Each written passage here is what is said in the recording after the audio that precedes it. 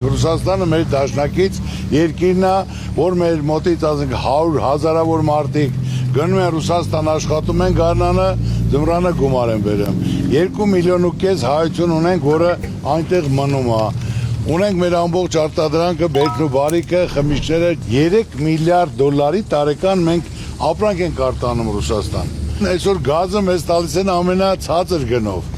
Իսկ եթե մենք ընտրում ենք Եվրոպայի ճանապարհը, Ռուսաստան ինչ ասում, ձեր ցավը տանեմ, ես ձեր բարեկամն եմ, ձեր ընկերն եմ։ Եթե ընտրում եք այդ ճանապարհը, գնացեք այդտեղ, ես ձեզ ոչ խնդրում եմ, ոչ համոզում եմ։ Դրա համար մենք այդքան բան պետք է գիտակցենք, հասկանանք, որ մենք մեր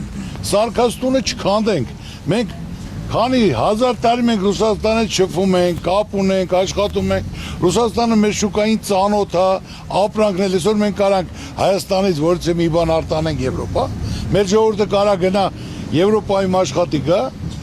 Ռուսաստանից ամսական 150-ից 170 միլիոն դոլար տրանսֆեր է գալի, որի տղան է, աղջիկն է, եղբայրն է, բարեկամն է, աշխատում ամեն ամիս փող է ուղարկում։ Ու մեր